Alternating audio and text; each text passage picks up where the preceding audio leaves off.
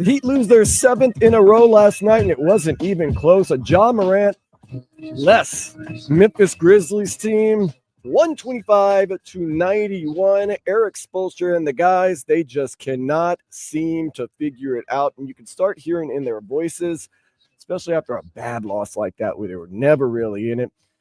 It just, man, we're kind of down and out. Longest losing streak of the season. Is there any hope now? It's actually the stretch of the season. Yeah, they should simulate the next 16. Eric Spoelstra spoke after the game, basically saying right now this Miami Heat team is desperate souls. We focus on the process. It is said often, and it can be a cliche, but in these moments, there's no stronger truth than you have to stick to a process. We have a process that we're trying to build the necessary habits. So none of us are taking this for granted. I mean, the vets that have been in our locker room for a long period of time, this is humbling. We're left with this reality of how difficult it is to win one game. We're desperate to our souls to collectively figure out how to win one game. And that's where we are right now. One game, all he wants is, you hear the desperate soul in him going, one game? We just want one game. And 2 weeks ago after the Indiana Pacers win, yeah, this is the beginning. We got something. Man, like I said, I'm getting – and I love Spo.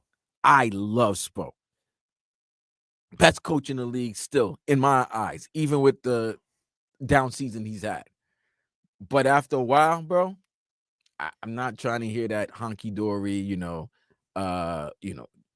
got to enjoy the fight. You got to embrace the fight, all that. Nah, man. You know what I embrace? I embrace wins. That's what I embrace.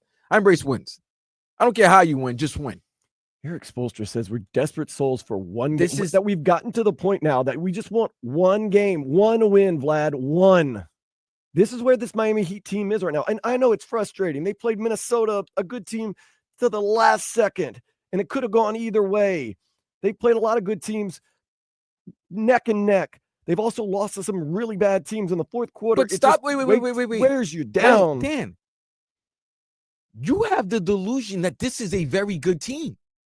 Not right now. So stop thinking that when they lose to bad teams, no.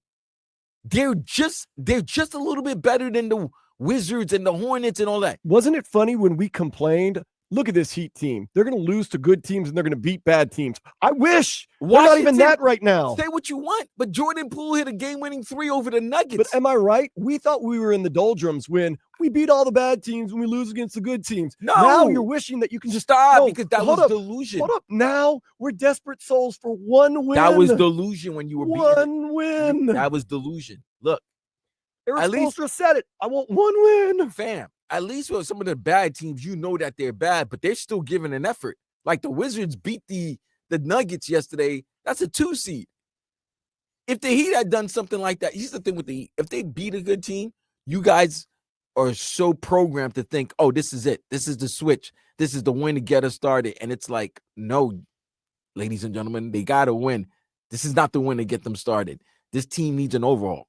This team has a lot of moving and shaking to do in order to be competitive in this current climate of the NBA right now. Eric Spoelstra continued to go on that the team, they're just trying to figure out and solve those problems that they have. Enough has been said in the locker room, but we have a certain standard of how we expect to play and compete. We did not meet that standard tonight. When we meet that standard, it doesn't mean that we're going to win. Obviously, we're struggling to figure out, how to win games. But last night we met a standard from a competitive standpoint. Tonight we did not. What? Did you hear what he said? Last night we hit a competitive standard, and tonight we did it. So your standard, you even said, is not good enough to win. He goes, if we can meet the standard, we still might not win. What type of standard are you setting? That's crazy. Because my standard is winning. My standard is doing enough to win a game. Am I right or am I wrong? No, I got to hear that again. Hold on.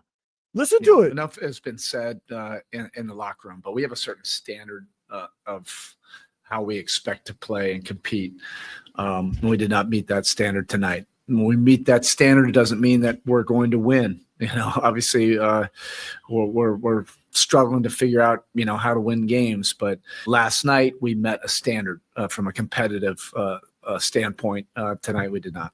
So he's saying that they didn't compete tonight. They competed the Friday night against Boston, even though they lost by 11. But tonight they didn't compete because they got blown out by 34. So I don't like a standard. I don't like a standard not being good enough. And he said, even if we reach our competitive spirit, we might not win. So what type of standard are we setting? I just basically said, okay, you're not talented. You're not a talented team. We're going to have to play our what's off every single minute of every single game just to hope to win. Just hope that we have a chance to win. All right, let's hear what else Spo had to say. Hey, he keeps talking about this certain we don't have any more, Spo. Certain standard? I just played this thing. Well, let's hear Andrew Wiggins then trying to get over this hump that we seem to be not able to get over. It's everybody. I think it's the whole team, just doing it collectively and trying to, figure it out together. We figure it out. We go through all this stuff. And, once we get over that hump, we're going to be right there. Right where? When? I'm going to ask these questions. When and where? There's only 16 games left, gentlemen. Who, what, when, where, and why, Andrew Wiggins? When are we getting over the hump? And then he goes, we're going to be where we need to be. Where? I'm sorry, Dan, there's 15 games left. When are you going to get over the hump? And where are you going to be when you get over that hump? Where you need to be? Where do you need to be? Because last I looked, you're barely in the play-ins. And I understand. What's Andrew Wiggins going to say? I mean, they got 5 games on Toronto. Yeah, they got a lot. I'm saying. But, I do see them losing the next 4. I keep thinking they're going to find a way to win a game. And then I keep watching them, and especially towards the end of the game, and it is just nasty. So we have problems with depth. We have problems with talent. We have problems scoring now throughout the game, but especially in the fourth quarter. Yep, that equals a 7-game losing streak and a possibility to lose 3 or 4 more. Yeah. You're 9 games below 500. 9 games below 500 because the standard isn't set high enough to win. Our standard is just to compete. That sounds a lot like Eric Spoelstra and Pat Riley. Yo, this is bad. Last year you finished what, 46 and 36? Let's just see who currently is the coldest team in it. Oh wait, but Cavaliers have won 16 in a row. Goodness gracious. No, there's no colder team than the Heat. 7 in a row. In the series, I'm not even East or in the West. In the East, the second longest losing streak is 3 by the 76ers and the Nets. What you expect? And then there's a Lakers have lost 4. So have the Kings. That's it.